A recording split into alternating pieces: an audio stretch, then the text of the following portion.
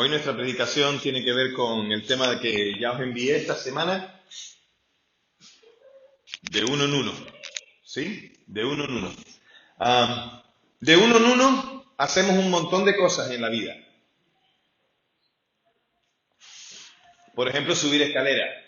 A los listillos y los deportistas la suben de dos en dos y de tres en tres, pero lo normal es que lo hagamos, ¿verdad? De uno en uno, ¿sí o no? De uno en uno también accedemos al recinto. Por ejemplo, aquí entramos de uno en uno, de dos en dos, pero bueno, entramos de manera ordenada, o sea, no entramos todos de barullo, todos ahí, todos apretujándonos, ¿no? De uno en uno también se puede hacer una carrera. Por ejemplo, una carrera universitaria se hace de año en año. Hay gente que puede y lo hace de otra manera y le dedica mucho más tiempo, tiene otra capacidad. Siempre hay excepciones, ¿verdad? De uno en uno también se puede hacer una carrera deportiva.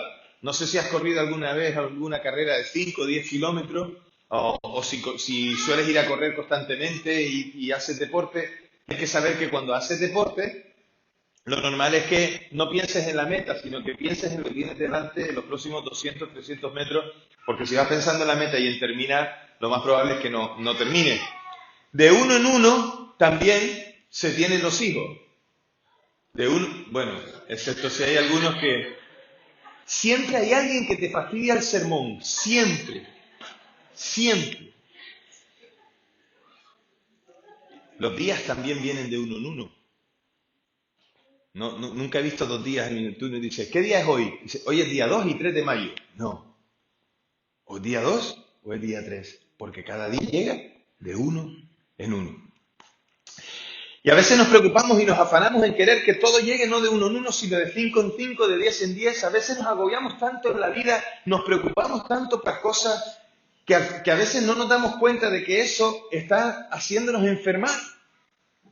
Creo que la preocuparse, creo que es una enfermedad, y si no está diagnosticada como enfermedad, la preocupación, sí es verdad que es la antesala o el preámbulo de una depresión. Cuando alguien se preocupa en demasía, puede llegar a terminar en una depresión. Cuando alguien se preocupa demasiado por cualquier cosa, puede terminar enfermo de los nervios. Muchas personas están sumergidas en esa enfermedad, como te dije, como preámbulo de una preocupación. O sea, cuyo preámbulo fue una preocupación. Empezó con una preocupación, empezó por algo y de repente se extendió a algo más. Y entonces esa persona no sale de esa preocupación y no sale de esa enfermedad. Nos preocupa si la gente que amamos está pasando por alguna situación difícil. Siempre nos agobiamos por personas que amamos. ¿Estará bien mi hermano? ¿Estará bien mi padre? ¿Estará bien mi amigo? Siempre nos preocupamos de esa manera. Nos preocupa también si podemos perder el trabajo. Y eso también nos agobia. ¿Sí? Nos preocupa también si nuestro estado de salud no está de la manera que desearíamos o si estamos un poquito mal. Nos preocupa la marcha de nuestro matrimonio. Nos suelen preocupar cosas, un montón de cosas que suponemos que pueden pasar aun cuando no está en nuestras manos controlarlo o no. Y en esto quiero decirte algo. A veces tú dices, a mí me preocupa mi matrimonio y está bien que me lo digas, pero yo te puedo preguntar, ¿qué haces para cuidar tu matrimonio? Porque te puede preocupar tu matrimonio, pero si no haces nada por cuidarlo, de nada sirve estar preocupado. La inacción también trae preocupación. La inacción y ver cómo pasan las cosas y cómo suceden y decir, es que veo que pasan las cosas, pero si no haces nada, siempre hay que hacer algo. Y muchas veces nos preocupamos porque simplemente no hacemos nada y tenemos que cambiar ese estilo de pensamiento y de hacer las cosas. Nos angustiamos, nos afanamos por cosas de las que no tenemos la certeza de si pasarán o no. Y solemos preocuparnos por cosas que solo ocurren aquí, en nuestra mente. Muchas veces imaginamos un montón de cosas aquí que después no se llevan a la realidad. Simplemente nos agobiamos y nos amargamos pensando, pues estoy preocupado por esto, afanado por esto otro, ahora por aquí y ahora por allá, esto y lo otro. Y simplemente cuando llega el momento, o esta conversación que voy a tener con esta persona, con mi jefe, esta conversación con mi esposa, estoy pensando en tantas cosas que cuando se dan las circunstancias todo se da de tal manera que al final la preocupación y lo que imaginamos en nuestra mente nada tiene que ver con la realidad.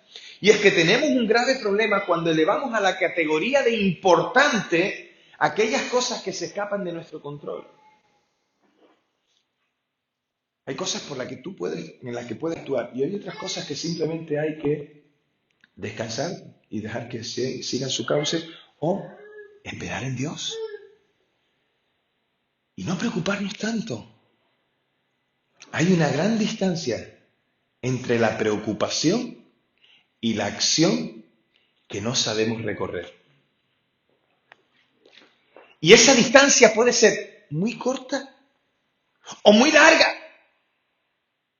Puede ser una distancia corta por cuanto me preocupo por algo, pero enseguida lo atajo, o enseguida me preocupo, enseguida veo una solución.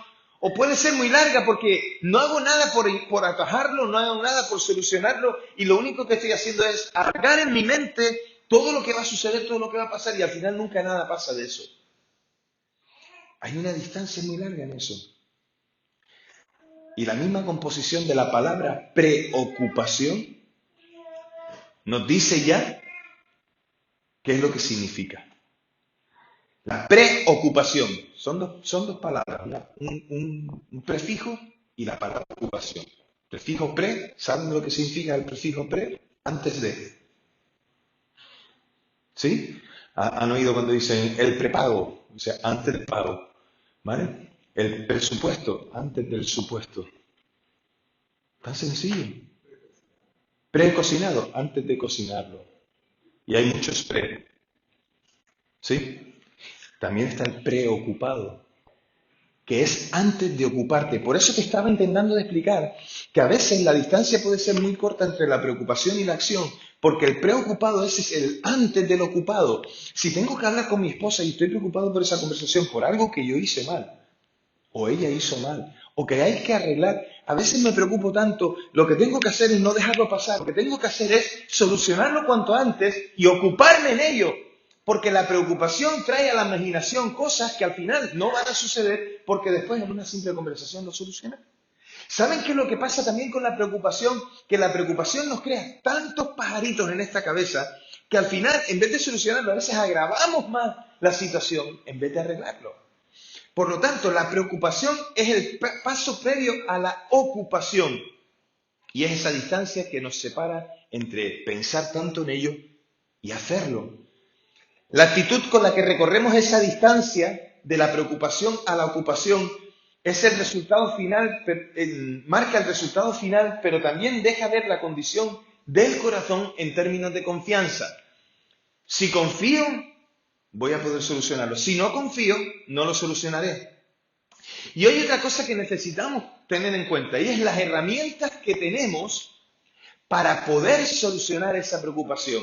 ¿Cómo afronto la situación que estoy viviendo? También depende de las herramientas que tengo en mis manos, aquello de que puedo tirar en caso de situación difícil, aquello a lo cual yo puedo acudir para poder quedarme tranquilo. Tenemos que tener en cuenta todas las herramientas que nosotros tenemos a nuestro alcance. ¿Y saben qué? Como hijos de Dios que somos, o que pretendemos ser, por cuanto a lo mejor todavía no has recibido a Jesús como Señor y Salvador de tu vida, no te demores en tomar esta decisión. Pero como hijos de Dios que somos, la herramienta mejor que tenemos es la fe en el Señor Jesucristo y la confianza en Él. Esas son las mejores herramientas que nosotros tenemos a nuestra disposición para cualquier preocupación, para cualquier situación difícil en nuestra vida. ¿Y saben qué? No es una herramienta cualquiera, es la herramienta. Si digo una, estoy diciendo que hay otras muchas herramientas. Pero si digo que es la herramienta, es la que nosotros necesitamos para poder vivir en confianza, en tranquilidad y no estar preocupados. Necesitamos la fe. Necesitamos la fe de saber que Jesús es nuestro Señor y Salvador, y esa ya la tenemos. Pero también necesitamos tener fe en que Dios está en control de todo. Y que a mí se me escaparán muchas cosas, pero que al Señor no se le escapa ninguna.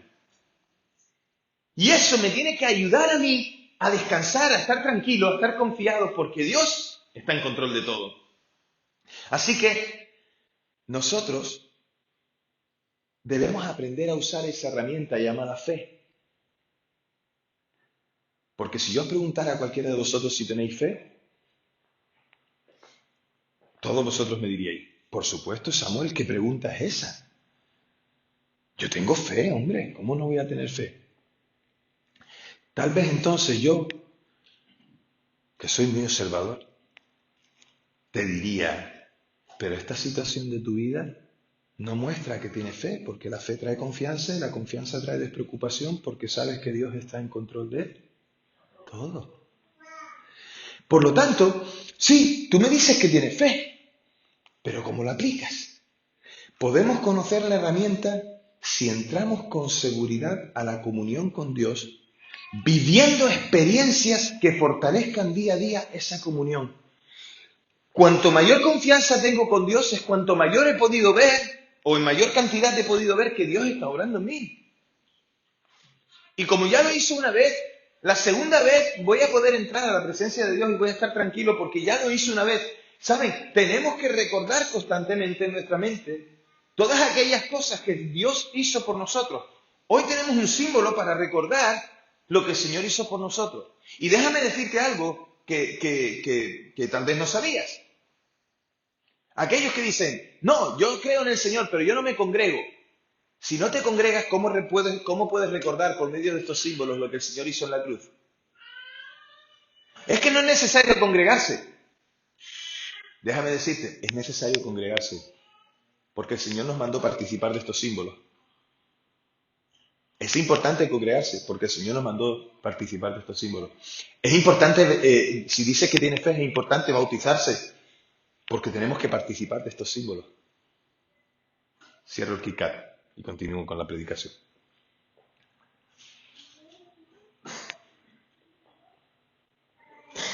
Hay un pasaje en la Biblia que a mí me encanta y que habla de estas cosas.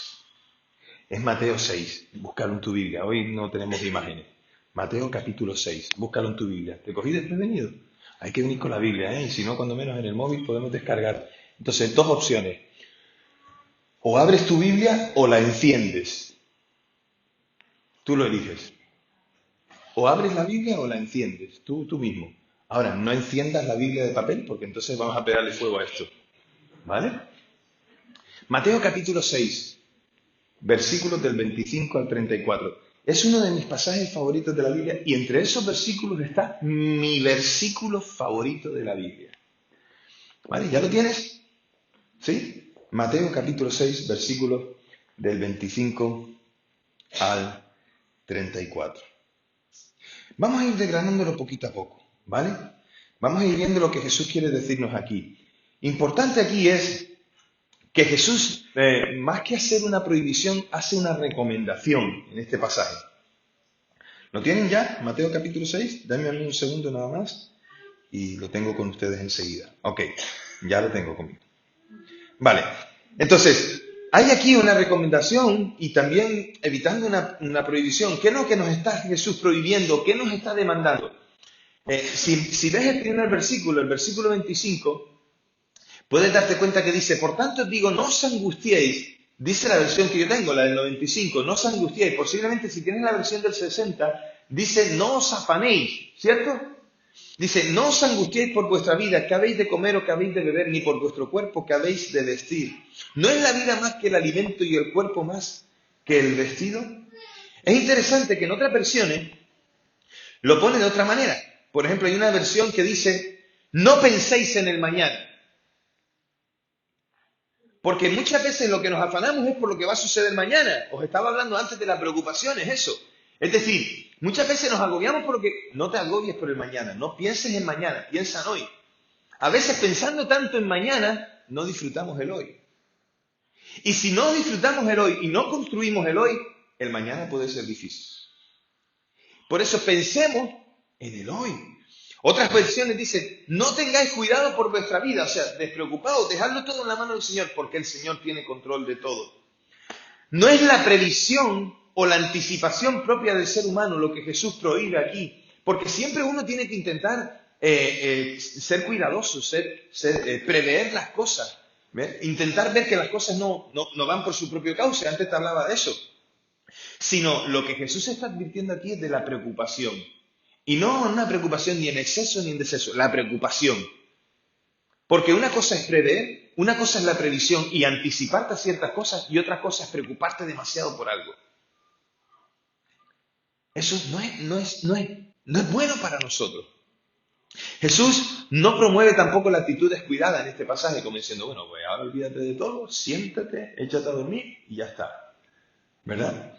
No es como esto. Yo conocí a una persona que decía, Señor, dame trabajo. ¿Y qué estás haciendo para conseguir trabajo? Dice, nada, el Señor me va a dar el trabajo. Pero ¿me estás mandando currículum? No, entonces ¿cómo vas a conseguir el trabajo? La inacción no. O sea, no hacer nada no es tampoco. Tenemos que actuar. Y confiar en el Señor es que hay una parte que nosotros tenemos que hacer, pero hay otra que se encarga Él de hacerla. Así que Jesús no promueve el descuido, no promueve que seamos imprevisores, no promueve que seamos pasotas, no promueve que tampoco que vayamos por la vida ahí saltando como si nada hubiera pasado. Lo que prohíbe es el cuidado miedoso y paralizador que quita la alegría de la vida. Porque preocuparse, insisto, es antes de la acción. Preocuparse es darle vueltas al coco de tal manera que no haces nada. Es decir, el miedo, paralizado, no hacer nada, no hago nada, simplemente lo que hago es pensar, darle al coco, mover el coco, mover el coco. ¿Saben qué? Eso tiene que ser demoledor. Tiene que ser, bueno, no, tiene que ser, no estoy diciendo como si yo nunca hubiera estado ocupado por nada. Es demoledor. Porque he estado preocupado muchas veces por muchas cosas y me doy cuenta de que es algo que no es bueno para mí y además mucho menos siendo alguien que confía en el Señor. Así que la palabra original en el texto que se usa es una que habla de preocuparse ansiosamente, con un cuidado excesivo. La gente de la época, cuando Jesús está hablando de estos versículos, estas palabras, la gente de aquella época estaba familiarizada con esta actitud de una preocupación desmesurada.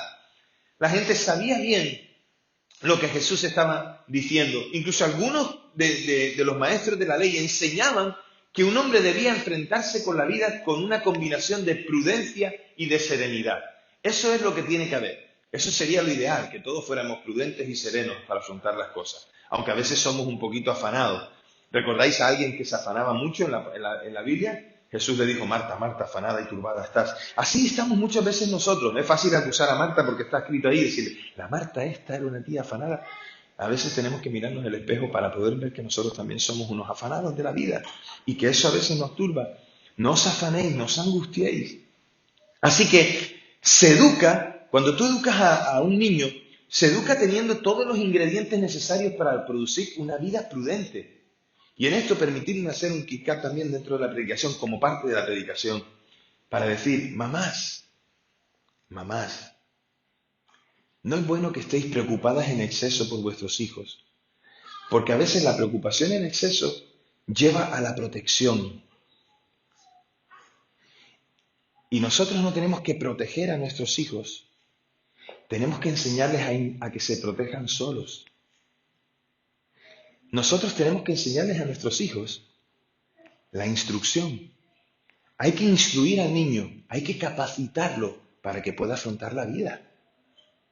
Porque si lo único que haces es protegerlo, en realidad lo que estás haciéndole es dejándolo desprotegido ante todas las circunstancias que tienen a su alrededor.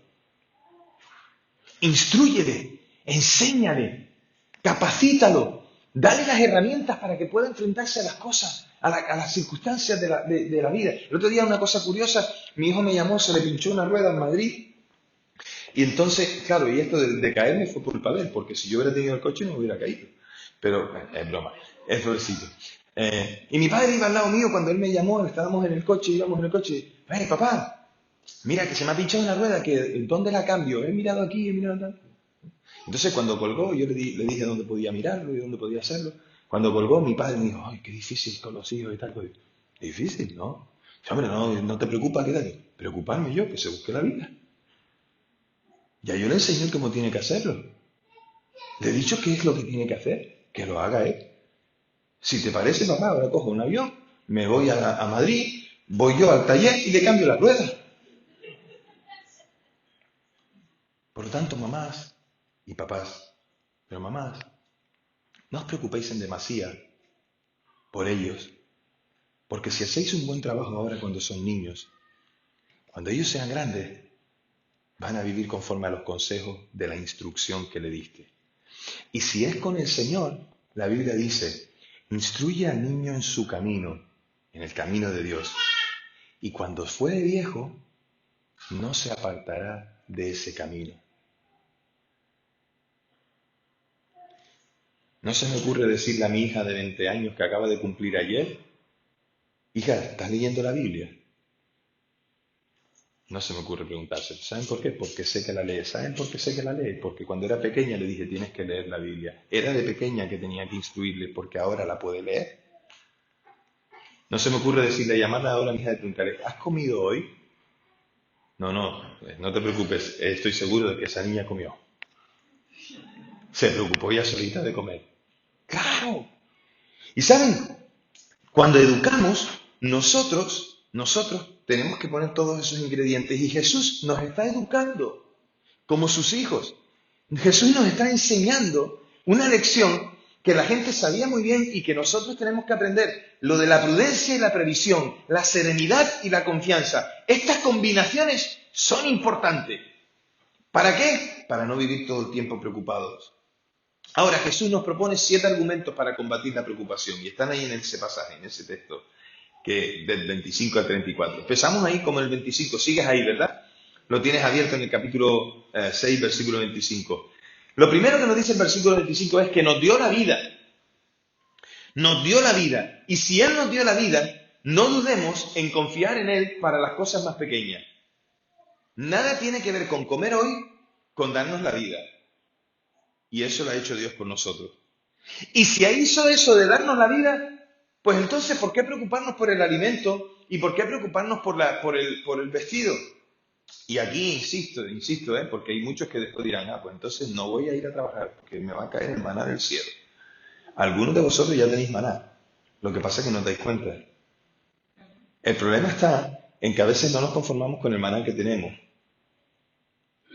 Macarrones hoy en contra. Yo quería hoy un solomillo a la pimienta. Hoy, lentejas hoy. Uy, es que yo lo que quería hoy era una ostra.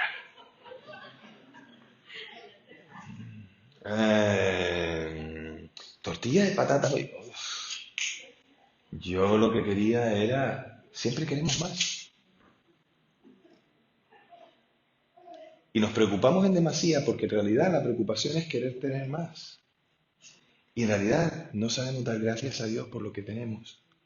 Debemos dar gracias a Dios por lo que tenemos. Así que si Dios nos ha dado la vida, podemos confiar, Él nos dará todas las cosas que necesitamos para mantenernos. Y a que tienes trabajo o lo vas a tener, porque si crees lo tendrás, si confías y esperas en Él, lo tendrás. Y si no tienes trabajo, ¿saben qué? Me cuesta creer que en la sociedad en la que vivimos, en el país donde vivimos, haya gente que, me cuesta creer que haya gente que, y seguro que ninguno de ustedes sufre esto, que no tiene algo para echarse de comer a la boca. Por lo tanto, de alguna u otra manera, Dios nos ha provisto y se preocupa de nosotros. A mí me encanta el solomillo de la pimienta, te lo digo por si algún día me quieres invitar. Eso, cuando cobres la paga extra, ya sé que tú tampoco te lo comes, pero cuando cobres la paga extra me puedes ir. Pero no como solomillo de la pimienta todos los días, ni mucho menos lo como todos los meses. A veces no lo como ni todos los años. Pero es que me da igual.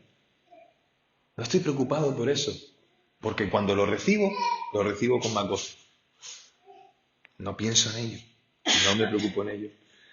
La segunda cosa, versículo 26, si te fijas, dice: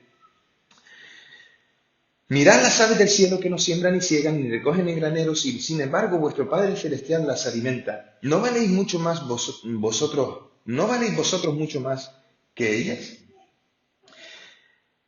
Jesús habla ahora de los pájaros. Los pájaros no viven con ansiedad, ni tampoco amontonan recursos para el futuro invisible e imprevisible, y sin embargo se mantienen vivos. Es interesante que de los animales podemos aprender, porque ¿saben qué? Los animales no tienen ni nevera ni despensa. Sin embargo, siempre Dios los alimenta. ¿O alguna ha visto alguna vez la nevera de los animales? ¿Has visto tú alguna vez la nevera? Dime dónde está. Yo quiero verla. Qué interesante, el león se levanta por la mañana, mira la sabana, mira la selva, mira para abajo y dice, a ver qué voy a comer hoy. No lo había preparado, no lo tiene guardado, simplemente dice, mira, ahí hay una cebra. Y ahí hay una gacela. Bueno, la gacela está muy grande y ayer me quedé satisfecho con la gacela, me basta. Y va por ella. Dios se preocupa por ellas y las alimenta. El asunto es que los pájaros no trabajan. Ellos no se preocupan. No se estresan por un futuro que no pueden prever, tratando de encontrar su seguridad en las cosas que almacenan y acumulan para el futuro. Y esa es nuestra situación. Tendríamos que aprender de los animales. Tendríamos que aprender de los animales. Tendríamos que aprender de ellos. Porque ellos no acumulan. Y nosotros a veces acumulamos y después... no voy a decir ni quién, pero el otro día alguien dice que estaba en su casa y decía...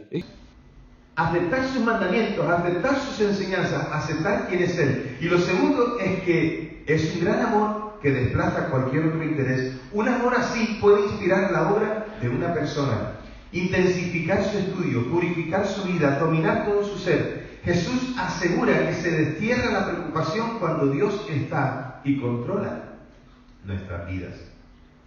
Jesús dice que derrotamos la preocupación cuando vivimos de uno en uno. Versículo 34. Fíjate, y ya hemos terminado de leerlo.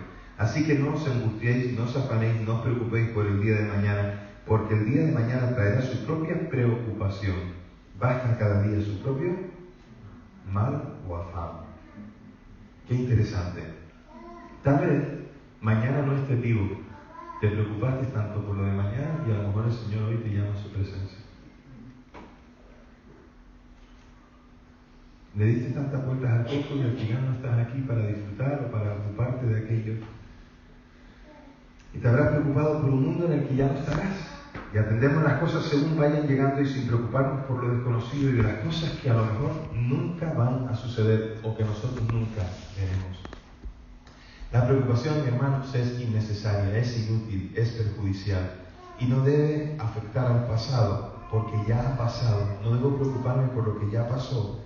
El pasado sirve para actuar mejor en el futuro, para no volver a tropezar en aquellas piedras en las cuales un día tropezamos y no subirnos en un estrés innecesario. Deja el pasado atrás, pide perdón por lo que sucedió, deja que el Señor te sane por algo que se hizo mal y mira al Señor. Pero tampoco puede afectar al futuro, porque preocuparse por el futuro es trabajo perdido, es tiempo mal dedicado y la realidad nunca es igual a como nos lo presentan nuestros miedos. La preocupación desgasta la mente y el cuerpo. Nos desgasta, afecta a nuestro juicio, reduce su poder de decisión y nos hace incapaces de enfrentarnos a cualquier situación de la vida. Nos esforzaremos por cada situación al máximo y dejaremos el resto a Dios, porque Él se ocupa de nosotros. La preocupación es ciega y se niega a aprender lecciones. El salmista decía: Dios mío, mi alma está abatida en mí. Por tanto, me acordaré de ti desde la tierra del Jordán y desde el monte de Mizar. Salmos 42:6. ¿Cuál era el ánimo del salmista? Recordar lo que Dios había hecho. Y eso le hacía descansar y despreocuparse. Acuérdate de lo que Dios ha hecho por ti y entonces descansarás y no te preocuparás. No son las circunstancias, hermanos, las circunstancias externas las que causan la preocupación. En la misma circunstancia, una persona puede estar tranquila y otra puede estar preocupada. En la misma circunstancia. Entonces el problema no está en las circunstancias. ¿Saben dónde está el problema? En nuestro corazón. Necesitamos fe para afrontar muchas cosas. La preocupación nos incapacita para ejercer la fe.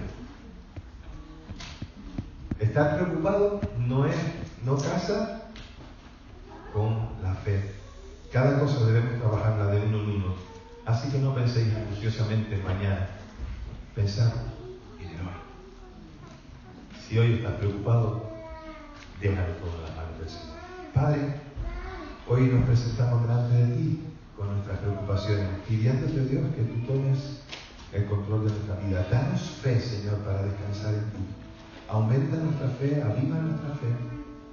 Te lo suplicamos en el nombre de Jesús. Y Padre, déjanos mostrarte que confiamos en ti, que realmente, Señor, podemos estar seguros de que tú tienes la provisión que necesitamos. En el nombre de Jesús oramos. Amén. Voy a pedir a Joseph acompañe aquí un instante, por favor. Venga para acá para que me ayude a repartir los símbolos del pan. Sí,